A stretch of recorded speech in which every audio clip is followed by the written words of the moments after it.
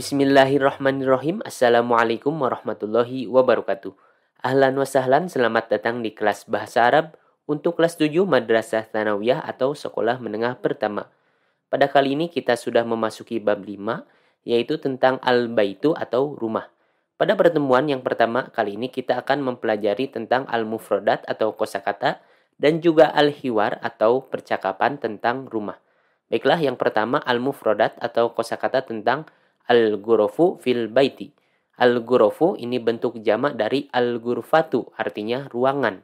Al-ghurafu fil baiti, ruangan-ruangan di dalam rumah. Baiklah, yang pertama di sini ada ghurfatul mudzakarati. Ghurfatul mudzakarati artinya ruang belajar. Kemudian ghurfatun naumi. Ghurfatun naumi artinya ruang tidur. Kemudian ghurfatul akli. Ghurfatul akli artinya ruang makan. Kemudian ghurfatul maktabi. Ghurfatul maktabi artinya ruang kerja. Kemudian ghurfatul julusi. Ghurfatul julusi artinya ruang tamu. Kemudian al-hammamu. Al-hammamu artinya kamar mandi. Kemudian al-hadiqatu. Al-hadiqatu artinya kebun. Kemudian al-matbahu. Al-matbahu artinya dapur. Inilah ruang-ruangan yang ada di dalam rumah.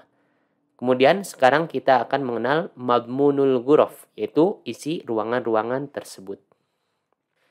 Yang pertama di sini ada sarirun. Sarirun artinya ranjang. Kemudian khizanatun. Khizanatun artinya lemari atau almari. Kemudian wisadatun. Wisadatun artinya bantal. Kemudian misbahun. Misbahun artinya lampu. Kemudian malbasun. Malbasun artinya baju. Kemudian sirwalun. Sirwalun artinya celana. Kemudian qolamun. Qolamun artinya pena. Kemudian miqlamatun. Miqlamatun artinya tempat pena. Kemudian sa'atun. Sa'atun artinya jam. Kemudian maktabun. Maktabun artinya meja. Kemudian kursiyun. Kursiyun artinya kursi. Kemudian kitabun. Kitabun artinya buku. Kemudian mirsamatun. Mirsamatun artinya pensil. Kemudian taqwimun. Taqwimun artinya kalender. Kemudian di sini ada tilfun. Tilfun artinya telepon. Kemudian fax, ini adalah fax. Nah, fax ini alat untuk mengirim dokumen. Jadi kita masukkan dokumen asli di sini, kemudian kita kirim ke nomor yang ingin kita kirim. Kemudian nanti di alat fax yang kita kirim tersebut akan muncul atau di sini ngeprint dokumen atau kopian dari dokumen yang kita kirim itu ya. Kemudian rofun. Rofun artinya rak. Kemudian tilvizyun. Nah, tilvizyun artinya televisi. Kemudian suratun. Suratun artinya gambar atau bisa juga foto. Kemudian mindodatun. Mindodatun artinya meja tamu. Kemudian zahrotun. Zahrotun ini artinya bunga. Zahriyatun. Zahriyatun artinya vas atau tempat bunga. Kemudian syurfatun. Syurfatun artinya balkon. Jadi biasanya ada di lantai 2, ada seperti ruangan itu di luar. Ini adalah balkon atau syurfatun, dalam bahasa Arab syurfatun. Nah, jika kita lihat dari luar, nah seperti ini. Ini adalah balkon, syurfatun. Kemudian surun. Surun artinya pagar. Kemudian ma'idatun. Ma'idatun artinya ini meja makan. Kemudian sohnun. Sohnun artinya piring. Kemudian mil'aqotun. Mil'aqotun artinya sendok. Kemudian ruzun. Ruzun artinya nasi. Kemudian kohwatun. Kohwatun artinya kopi. Kemudian syayun. Syayun artinya teh. Kemudian ma'un. Ma'un artinya air. Kemudian migrofatun. Migrofatun artinya gayung. Kemudian mirhadun. Mirhadun artinya toilet. Jadi bedakan antara kamar mandi, hammamun, dan mirhadun. Kalau mirhadun ini toilet ya, tempat buang air besar. Kemudian sobunun. Sobunun artinya sabun. Kemudian birkatun. Birkatun artinya kolam. Kemudian syajarotun. Syajarotun artinya pohon. Inilah mufradat atau kosakata kita pada kali ini. Memang banyak, maka dihafalkan, dan supaya tidak mudah lupa, bisa digunakan sehari-hari atau perbanyak latihan dengan menjawab soal-soal latihan yang ada di buku atau yang diberikan oleh gurumu. Kemudian kita akan mempelajari al-hiwar atau contoh dialog atau percakapan tentang ruangan-ruangan di rumah dan isi-isinya. Baiklah, yang pertama di sini ada gambar ranjang sarirun di dalam ruang tidur ghurfatun naumi. Pertanyaannya, ainas sariru? Ainas sariru? Aina artinya ini di mana? As-sariru artinya apa? Ranjang. Ainas sariru? Di mana ranjang? Kemudian jawabannya, as-sariru fi ghurfatin naumi. As-sariru ranjang, fi di atau di dalam, ghurfatin naumi ruang tidur. Nah, saya harap kalian sudah mempelajari tentang keterangan tempat pada pelajaran di semester pertama ya. Kemudian contoh percakapan lain. Madza fi ghurfatin naumi? Madza fi ghurfatin naumi? Madza apa? Fi di dalam, ghurfatin naumi ruang tidur. Madza fi ghurfatin naumi? Apa di dalam ruang tidur, atau ada apa di dalam ruang tidur? Kemudian jawabannya, fi ghurfatin naumi sarirun.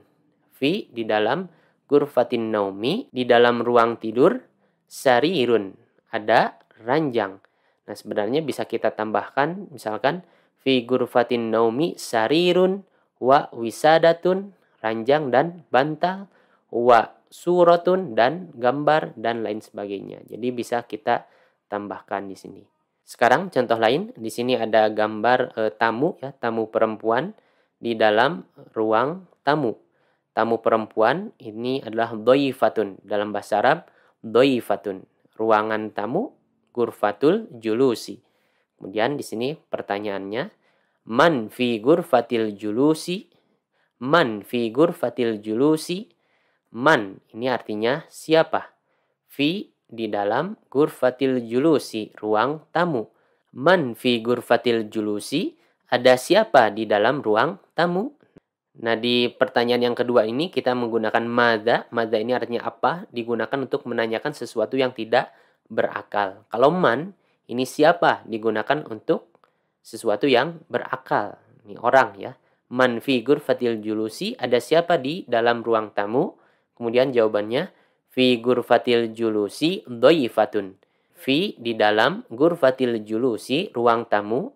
Fi ghurfatil julusi di dalam ruang tamu ada dhaifatun, ada tamu perempuan. Kemudian contoh lain, liman hadzasyayu? Liman hadzasyayu? Li ini kepunyaan ya. Man artinya siapa, liman artinya kepunyaan siapa atau milik siapa. Hadzasyayu, hadza ini, asyayu artinya teh. Hadzasyayu, teh ini. Liman hadzasyayu, milik siapa teh ini? Kemudian jawabannya, hadzasyayu lidhaifati. Hadzasyayu artinya teh ini, lidhaifati. Li artinya apa tadi? Milik atau kepunyaan ya. Ad-dhaifati artinya tamu perempuan. Lidhaifati, kepunyaan tamu perempuan. Kemudian perhatikan contoh jawaban yang pertama dan yang kedua ini ya. As-sariru fi ghurfatin naumi. Ranjang itu di dalam ruang tidur. Fi ghurfatin naumi sarirun. Di dalam ruangan tidur ada ranjang.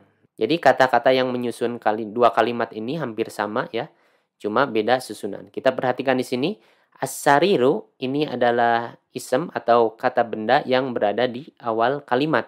Dalam pelajaran sebelumnya di semester 1 kita tahu bahwasanya as-sariru ini dia posisinya sebagai mubtada. Jadi dia itu adalah isem atau kata benda di awal kalimat. Dan sebuah mubtada ini harus ma'rifah atau kita lihat di sini dia ada alif dan lamnya. As-sariru, bukan sarirun tapi as-sariru, ada alif dan lamnya di sini di awal katanya. As-sariru.